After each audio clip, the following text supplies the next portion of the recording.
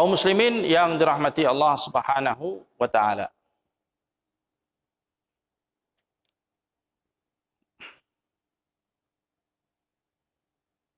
Kemudian kita lanjutkan hadis berikutnya.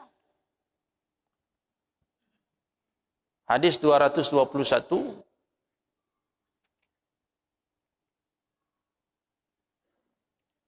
Diriwayatkan oleh Al-Imam Tirmidzi dari Abi Utsman An-Nahdi. Dia berkata, qala Rasulullah sallallahu alaihi wasallam, "Idza utiya ahadukum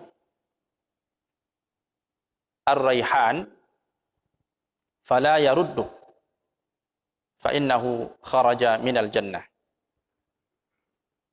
Qala Abu Isa wa la na'rifu li Hannan ghaira hadzal hadis.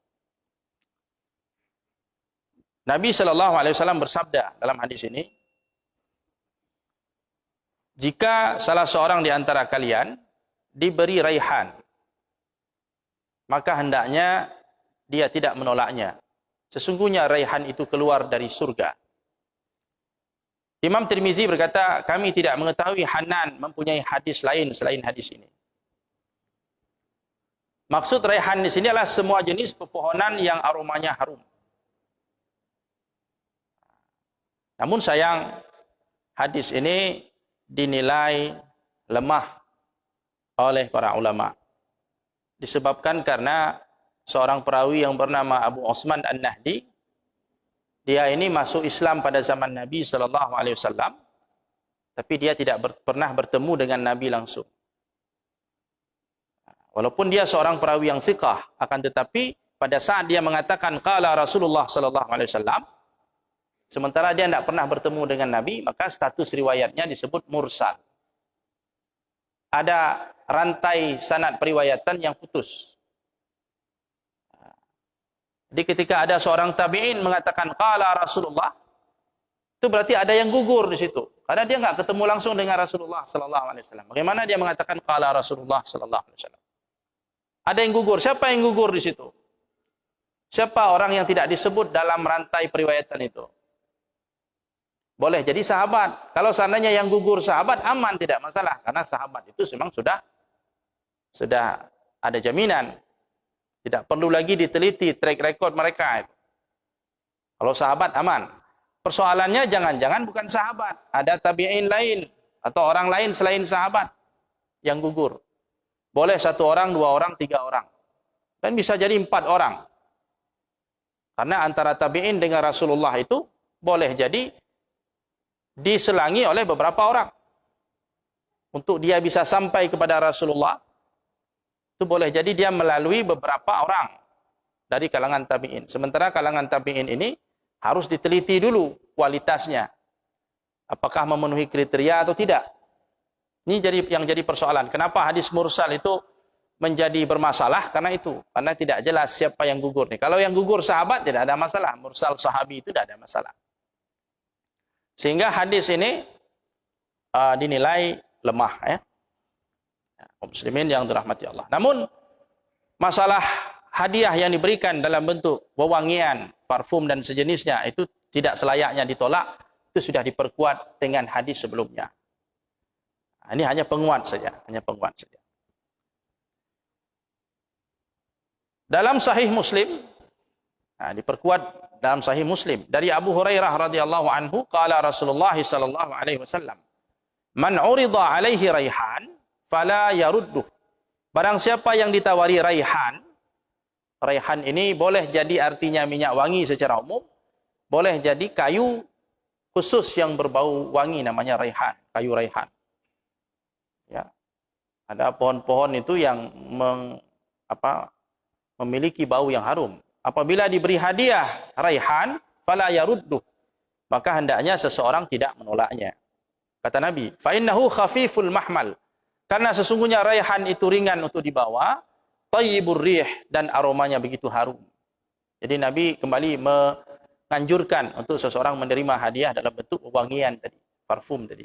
Dan ini hadisnya sahih, ada dalam Sahih Muslim.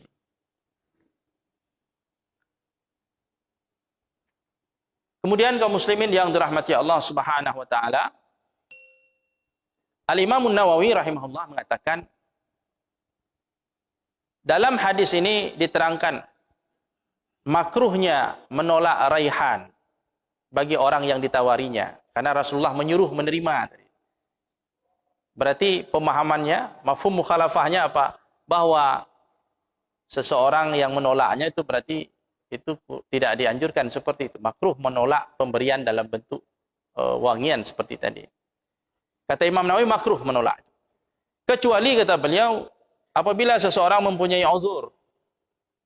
Ya, maksudnya seseorang, umpamanya dia punya satu kondisi tubuh atau penyakit yang tidak memungkinkan dia untuk mencium aroma minyak wangi. Ya, atau ada jenis-jenis minyak wangi punya aroma yang begitu kuat, dia tidak sanggup menciumnya. Alergi dan sebagainya. Ya, ada jenis, beberapa orang itu kalau sudah mencium bau parfum minyak wangi itu langsung dia pening, kepalanya tidak sehat ya.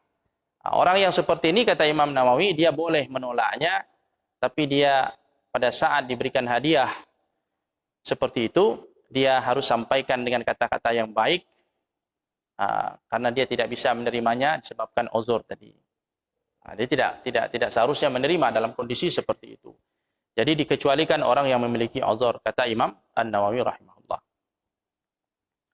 Yang terakhir, kaum muslimin yang dirahmati Allah Subhanahu wa taala, hadis 222 diriwayatkan oleh Al-Imam At-Tirmidzi rahimahullah dari Jarir ibni Abdullah. Jarir ibni Abdullah berkata, "Uridtu baina yaday Umar bin Al-Khattab." Aku pernah dihadapkan kepada Umar ibn Al-Khattab radhiyallahu anhu. Fa'alqa Jarirun rida'ahu wa masya fi izarin. Kemudian Jarir melemparkan ridanya. Rida itu pakaian yang menutupi bagian atas tubuh. Rida. Jadi dulu zaman Nabi SAW, orang itu pakai pakaian itu dua helai. Satu helai untuk menutupi bagian bawah, itu disebut izar. Kalau dalam bahasa Arab sekarang diterjemahkan dengan sarung, untuk menutupi bagian bawah. Satu lagi namanya rida. Persis seperti orang memakai pakaian ihram. Ya. Ada bagian atas, menutupi tubuh bagian atas, dan izar menutupi tubuh bagian bawah. Pada saat itu Jarir ibni Abdullah, ini salah seorang sahabat Nabi, ya, yang masuk Islam itu agak terlambat dia, hampir saja beberapa 2 atau 1 tahun sebelum Nabi wafat dia baru Islam ya. Pada saat itu Jarir melemparkan ridanya, atau tidak memakai ridanya, dan dia berjalan hanya dengan memakai izar, sarung. Lalu Umar berkata, faqala lahu khudh rida'ak. Ambillah rida'mu. Ambillah rida'mu. Kemudian Umar berkata kepada orang-orang yang ada di majelisnya, pada sahabat-sahabat lain yang ada di situ. Kata Umar, "Ma ra'aitu rajulan ahsana suratan min Jarir." Aku belum pernah melihat seseorang yang paling bagus perawakannya, tubuhnya, melebihi dari Jarir ibni Abdullah ini. Illa ma balagana min surat Yusuf alaihissalam. Kecuali kami yang pernah kami dengar sosok Nabiullah Yusuf alaihissalam yang memiliki perawakan yang cukup indah dan wajah yang cukup yang cukup menawan. Ya. Jadi yang kami tahu dulu cerita Nabi Yusuf. Sekarang kami melihat ada orang yang seperti Nabi Yusuf, ya, ganteng, orangnya cukup menarik. Itu namanya Jarir ibni Abdullah, yang memiliki ciri-ciri seperti Nabi Yusuf alaihissalatu wassalam. Meskipun hadis ini dinilai lemah oleh para ulama, tapi memang kalau kita melihat kepada manaqib ataupun profil biografi dari seorang Jarir ibni Abdullah al-Bajali, beliau ini memang dikenal sebagai sahabat yang rupawan. Bahkan Umar pernah menjulukinya Yusuf hadhil ummah. Nabi Yusufnya umat ini. Itu Jarir ibni Abdullah al-Bajali. Pernah Nabi SAW mengatakan tentang dia, innaka mru'un qad ahsanallahu khuluqaka fa ahsin. Qad ahsanallahu khalqaka fa ahsin khuluqaka. Sesungguhnya engkau adalah seseorang yang telah diperbagus oleh Allah bentuk tubuhmu, rupamu, maka perbaguslah akhlakmu.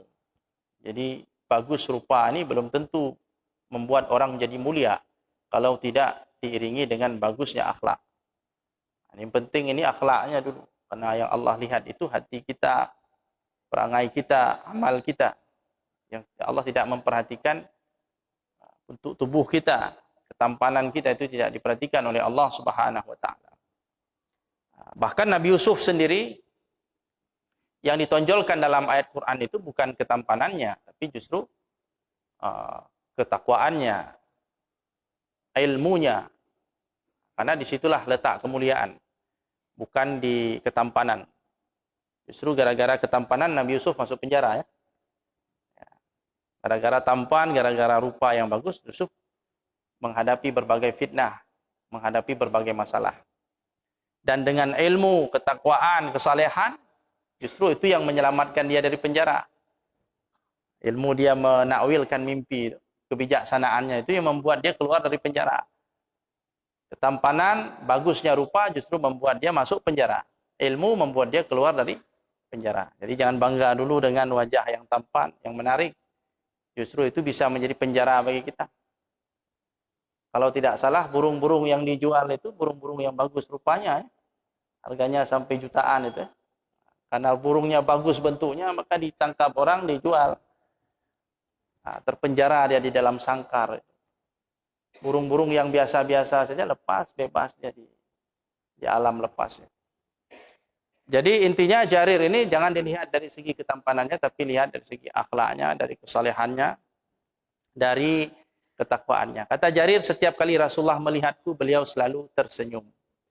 Nah, jadi beliau ini termasuk sahabat Nabi yang dimuliakan ya oleh Nabi SAW. Hidup lama sampai masa Muawiyah. Ketika terjadi perseteruan antara Ali dan Muawiyah, dia berpihak ke Ali bin Abi Thalib. Berada di barisan Ali. Tapi kemudian dia tidak memihak. Dia memisahkan diri. Tidak ikut Ali dan tidak ikut Muawiyah. Termasuk kelompok netral. Tidak ikut bersama Ali memerangi Muawiyah dan tidak ikut bersama Muawiyah untuk melawan Ali bin Abi Thalib. Dia ikut di tengah-tengah saja. Dia ikut kelompoknya Abdullah bin Umar, kelompoknya siapa Abu Musa al-Ash'ari dan lain-lain. Ya. Tidak ikut dalam kedua pihak. Demikian kaum muslimin yang dirahmati Allah Subhanahu wa taala. Jadi intinya melalui hadis-hadis tentang Rasulullah SAW gemar memakai wangian ini menjadi petunjuk dan tauladan bagi kita.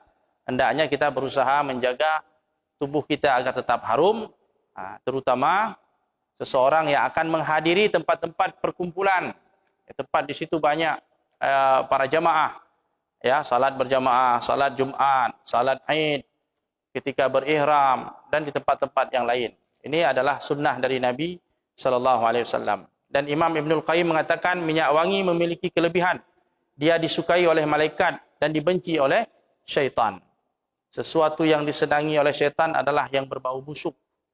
Maka kalau kita ingin dekat dengan malaikat, malaikat senang, ya, berdekatan dengan kita, maka jagalah tubuh kita agar tetap bersih, suci dan wangi sebagaimana yang dicontohkan oleh Nabi sallallahu alaihi wasallam. Demikian kaum muslimin yang dirahmati Allah, pertemuan kita malam ini. Aqulu qauli hadza wa astaghfirullah li wa lakum. Subhanakallahumma wa bihamdik asyhadu an la ilaha illa anta nastaghfiruka wa natubu ilaik. Assalamualaikum warahmatullahi wabarakatuh.